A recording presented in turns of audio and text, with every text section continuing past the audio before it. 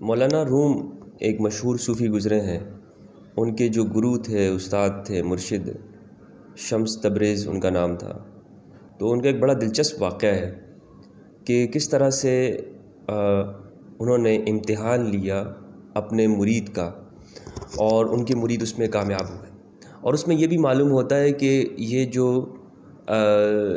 روحانیت کے جو امام ہوتے ہیں وہ اپنے مریدوں کا امتحان کیسے لیتے ہیں اور کیوں لیتے ہیں. کہتے ہیں کہ مولانا رومی بہت بڑے عالم تھے، شریعت کے ماہر تھے اور اپنے وقت کے امام سمجھے جاتے تھے. فقہ کے اندر پورے ملک کے اندر ان کو جانتے تھے، لوگ جانتے تھے کہ یہ بڑے عالم دین ہیں. تو جب شیخ شمس تبریزی سے وابستہ ہوئے اور چاہا کہ وہ علم جو شیخ شمس تبریزی کے پاس ہے وہ مجھے مل جائے، تو ان سے کہا کہ شیخ جو علم آپ کو خدا نے دیا ہوا ہے آپ مجھے بھی وہ سکھا دیں کہ یہ کس طرح سے یہ حاصل کر سکتا ہوں. تو ان کے شیخ نے کہا کہ یہ آپ نہیں حاصل کر سکتے. انک لن تستطیع معی صبرا، آپ میں یہ ہمت نہیں ہے کہ آپ میرے ساتھ صبر کر سکیں اور اس علم کو سیکھ سکیں. تو مولانا روم نے کہا کہ نہیں، بڑی ضد کی کہ میں یہ سیکھنا چاہتا ہوں، میں بھی چاہتا ہوں کہ اس معرفت کو جو آپ کو حاصل ہے میں بھی حاصل کر لوں.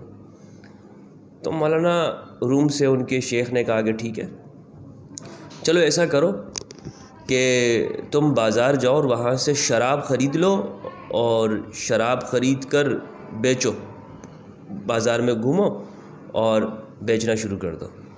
تو مولانا رومی کہتے ہیں کہ انہوں نے کہا کہ حضرت کوئی اور کام کہیں، یہ مجھ سے نہیں ہوگا. کوئی اور کام کہیں میں وہ کر سکتا ہوں، لیکن شراب بیچنا، بھائی شراب حرام ہے اور پورے ملک میں میں ایک بڑا عالم سمجھا جاتا ہوں، بڑا مفتی ہوں، میرا نام ہے، لوگ مجھے بڑی عزت کرتے ہیں، میرے سر پہ امامہ ہے، میں یہ کام کروں گا شراب بیچوں گا؟ نہیں بھائی میں یہ نہیں کر سکتا ہوں. تو شمس تبریزی نے ان سے کہا کہ میں نے آپ سے کہا تھا نا کہ آپ یہ کام نہیں کر سکو گے، تم اس امتحان کے اندر کامیاب نہیں ہو سکتے. تو کہا کہ ٹھیک ہے بھائی میں نہیں کرنا چاہتا. مولانا روم وہاں سے چلے جاتے ہیں. سوچ بچار کے بعد پھر اگلے دن آئے اور ان سے کہا کہ میں تیار ہوں، آپ مجھے حکم دیجیے. تو انہوں نے کہا کہ ٹھیک ہے یہ کام کرو پہلے، پھر میں تمہیں سکھاؤں گا. مولانا روم گئے، بازار گئے، وہاں سے شراب خریدی، سر سے امامہ اتارا اور امامے کے اندر وہ شرابیں رکھی اور بازار میں گھومنے لگے ملک میں اور کہا کہ بھائی بیچنا شروع کر دیا. لوگوں نے جب دیکھا کہ مولانا روم صاحب اتنے بڑے عالم دین وہ یہ کام کر رہے ہیں، تو کسی نے کہا پاگل ہو گیا ہے، دماغ چل گیا ہے، سٹیا گیا ہے، مینٹل ہو گیا ہے. کسی نے کہا کہ گمراہ ہو گیا ہے. کوئی کہنے لگا کہ جی اس کو بری صحبتوں نے خراب کر دیا ہے. کسی نے کہا کہ شیطان کے پاس جب علم زیادہ ہو گیا تھا تو وہ گمراہ ہو گیا تھا، اس کے پاس بھی علم زیادہ ہو گیا، گمراہ ہو گیا. کسی نے کہا کہ بہک گیا ہے، کسی نے کہا کہ مطلب ہر ایک کی اپنی اپنی باتیں، جس کے منہ میں جو آ رہا تھا وہ ان کے بارے میں کہے جا رہا تھا اور ان کے بارے میں. تو بہرحال ان کے بارے میں بہت باتیں ہونے لگی اور کسی نے بھی ان سے جو ہے وہ کچھ خریدا نہیں، شراب نہیں لی ان سے. تھک ہار کے جو ہے واپس شام کو اپنے شیخ کے پاس آیا اور عرض کیا کہ شیخ آج جو ہے نا لوگوں نے بہت برا بھلا کہا، بدنامی ہو گئی، تباہ ہو گیا، میں تو برباد ہو گیا اور کسی نے مجھ سے کوئی شراب بھی نہیں خریدی. تو شیخ نے کہا کہ بس تم امتحان میں کامیاب ہو گئے. اصل میں تمہارا یہ امتحان لینا اس لیے مقصود تھا کہ تم نے اپنے سر کے اوپر بہت بڑا پگڑ پہنا ہوا تھا، امامہ پہنا ہوا تھا، اور تمہارے اندر اس کی وجہ سے غرور تمہارے سر کے اندر پیدا ہو گیا تھا. تمہارا انا جو ہے وہ اس کے اندر گھمنڈ آ گیا تھا کہ میں بہت بڑا عالم ہوں، بہت جانتا ہوں، لوگ میرے سامنے کھڑے ہوتے ہیں ہاتھ باندھ کے.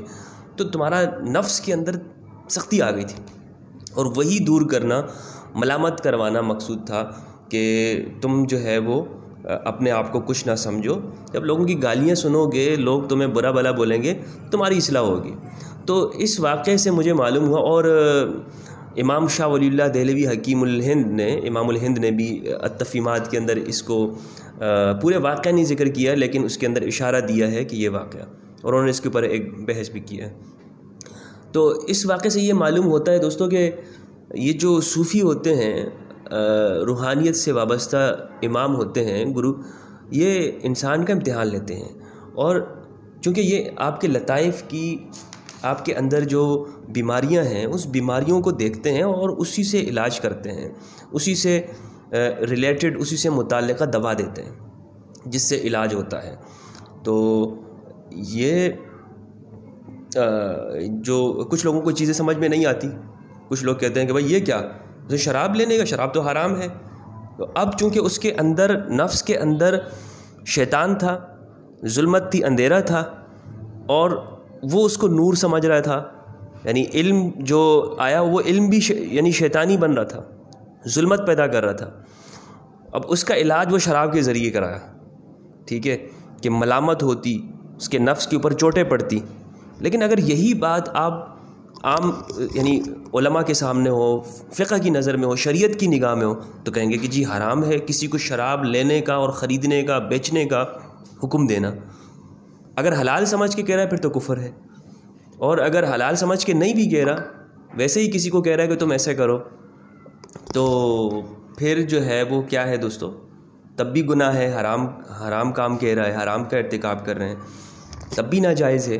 لیکن اولیاء اللہ، صوفیاء کرام کو وہ اس ظاہر کو نہیں دیکھتے ہیں، وہ اس کے باطنی معنی اور اس کی حکمت کے پیچھے جاتے ہیں کہ اس کے اندر جو بیماری ہے وہ بیماری ایسے ہی نکلے گی کہ اس کی ملامت ہو جائے، اس کے نفس اسی طرح ٹوٹے گا. کسی کو کہہ دیتے ہیں کہ بھائی تم صفائی کا کام شروع کر دو، بیت الخلاء صاف کرو. کسی کو کہتے ہیں کہ کچرا اٹھاؤ. کسی کو کہتے ہیں کہ تم لوگوں کو کھانا کھلانا شروع کر دو. کسی کو کہتے ہیں پانی پلاؤ. جوتیاں اٹھواتے ہیں لوگوں سے. یہ کیوں کرتے ہیں؟ یہ اس لیے کرتے ہیں تاکہ نفس جو کہ خود کو کچھ سمجھ رہا ہے، جو وہ اس کے اندر سے دور ہو جائے. تو یہ ولیوں کی کام اس طرح سے ہوتے ہیں اور اس وجہ سے کیے جاتے ہیں.